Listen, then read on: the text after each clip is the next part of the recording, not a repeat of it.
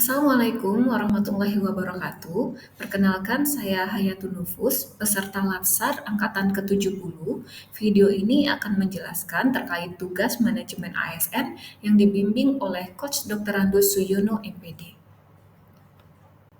Baik, untuk manajemen ASN sendiri berdasarkan Undang-Undang Nomor 20 Tahun 2023 tentang Aparatur Sipil Negara pada bab 1, Ketentuan Umum Pasal 1, menjelaskan bahwa kedudukan ASN, aparatur sipil negara yang selanjutnya disingkat ASN, adalah profesi bagi pegawai negeri sipil dan pegawai pemerintah dengan perjanjian kerja yang bekerja pada instansi pemerintah.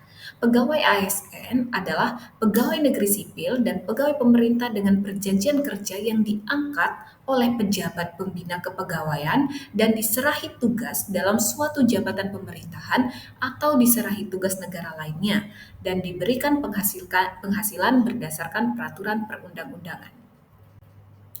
Lalu, manajemen ASN sendiri adalah serangkaian proses pengelolaan ASN untuk mewujudkan ASN yang profesional dengan hasil kerja tinggi dan perilaku sesuai nilai dasar ASN, bebas dari intervensi politik, serta bersih dari praktik korupsi, kolusi, dan nepotisme.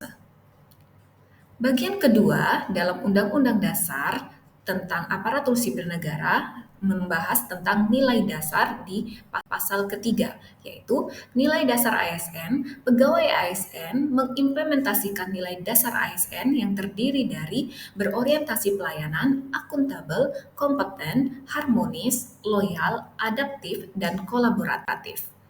Pada bagian ketiga, akan membahas tentang kode etik dan kode perilaku yang tertuang pada pasal 4 sebagai fungsi ASN untuk menjalankan kedudukan ASN. Maka, pegawai ASN memiliki fungsi sebagai berikut. Pertama, pelaksana kebijakan publik, pelayanan publik, dan perekat dan pemersatu bangsa. Lalu juga dibahas tentang kode etik dan kode perilaku berisi pengaturan perilaku agar pegawai ASN pertama melaksanakan tugasnya dengan jujur, bertanggung jawab, dan berintegritas tinggi. Kedua, melaksanakan tugasnya dengan cermat dan disiplin. Ketiga, melayani dengan sikap hormat, sopan, dan tanpa tekanan. Keempat, melaksanakan tugasnya sesuai dengan ketentuan peraturan perundang-undangan.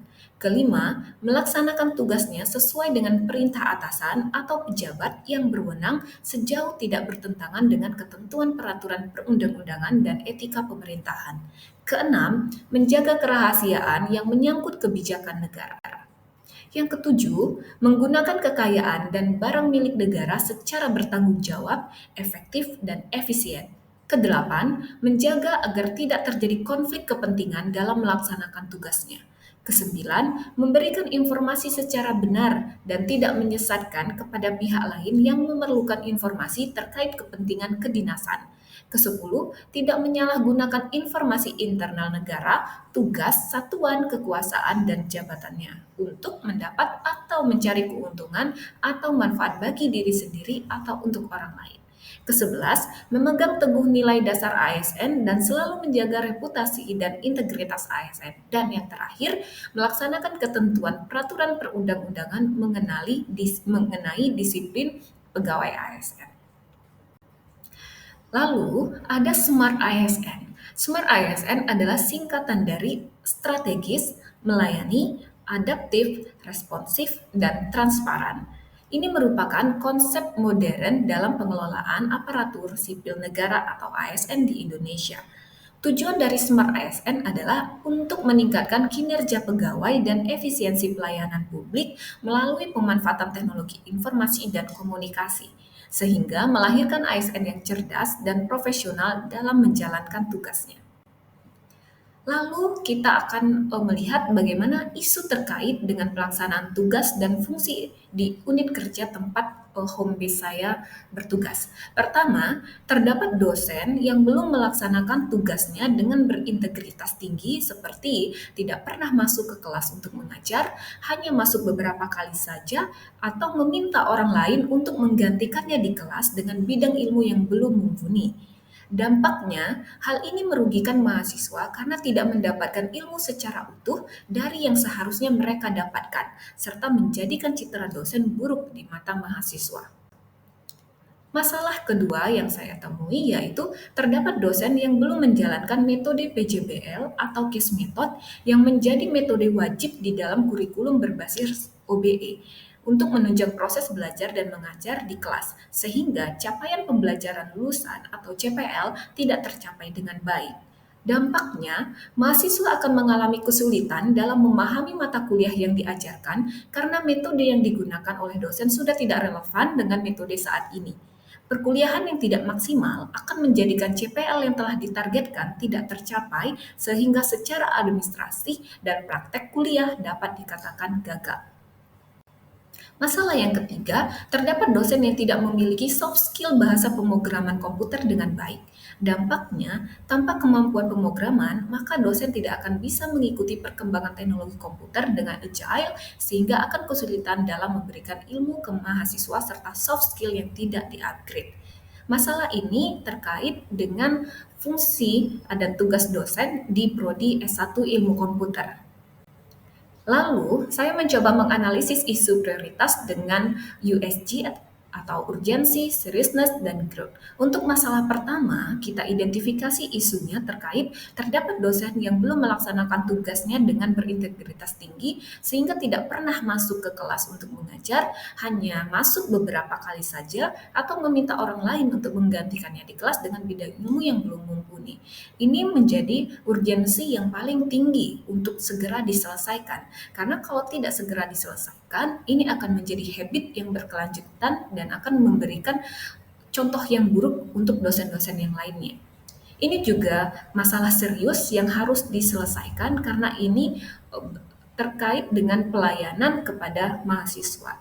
Untuk pertumbuhan atau growth ini juga harus segera diselesaikan karena jika tidak diselesaikan ini akan berimpak negatif terhadap mata kuliah yang diberikan kepada mahasiswa. Sehingga total dari identifikasi ini adalah 12 dan peringkatnya adalah 2 dari 3 isu yang akan saya bahas. Lalu kita akan lihat isu berikutnya. Isu berikutnya yaitu terdapat dosen yang belum menjalankan metode PJBL atau case method yang menjadi metode wajib di dalam kurikulum berbasis OBE untuk menunjang proses belajar dan mengajar di kelas. Sehingga capaian pembelajaran lulusan CPL tidak tercapai dengan baik. Ini merupakan urgensi yang paling tinggi yang harus diselesaikan karena di S1 Ilmu Komputer sendiri kurikulum OBE itu sudah disahkan dan kurikulum OBE ini di dalamnya mencakup adalah metode pembelajaran berbasis PJBL dan case method. Jika metode pembelajaran ini tidak dilaksanakan di kelas, maka kurikulum berbasis OBE tidak terlaksanakan dengan baik, sehingga ini akan menjadi contoh buruk atau praktik buruk ke depannya dalam menjalankan tugas sebagai dosen. Untuk keseriusan, ini juga masalah yang paling serius karena kurikulum itu sudah disahkan dan sudah berjalan. Jika tidak segera dilaksanakan, tidak segera diperbaiki, ini akan mendapatkan impact yang buruk bahwa kurikulum ini tidak berjalan dengan baik. Lalu untuk pertumbuhan, growth-nya, ini cukup pertumbuhan berdampak negatif juga untuk perkembangan kurikulum ke depannya. Belum lagi jika ada kurikulum yang masih terus diupdate untuk mengikuti perkembangan teknologi. Total dari USG untuk identifikasi ini adalah 14 dan ini menduduki peringkat pertama menurut analisis isu prioritas yang saya analisiskan. Lalu untuk isu yang ketiga yaitu terdapat dosen yang tidak memiliki soft skill bahasa pemrograman komputer dengan baik. Ini tingkat urgensinya 4 karena ini juga menjadi hal yang penting bagi dosen untuk mempelajarinya sehingga dosen tidak hanya mengajar saja tapi juga memiliki soft skill yang baik terkait bahasa pemrograman yang menjadi ketentuan wajib dalam bidang ilmu komputer. Ini juga masalah serius yang harus diselesaikan karena jika tidak memiliki soft skill bahasa pemrograman dengan baik, maka dosen tidak akan memahami bidang ilmu komputer itu secara sempurna. Lalu untuk growth, untuk pertumbuhannya, Kembangan pertumbuhan ini berdampak negatif dalam jangka panjang. Jika segera tidak diselesaikan dengan baik, maka untuk keberlanjutannya dosen tidak memiliki soft skill dengan baik, sehingga menduduki peringkat ketiga dari analisis isu yang saya paparkan. Nah, kita lihat hasilnya, dari 3 masalah prioritas yang saya sampaikan tadi, saya memilih untuk menyelesaikan masalah yang kedua karena tingkat urgensi, seriousness, dan growth-nya menduduki peringkat tertinggi.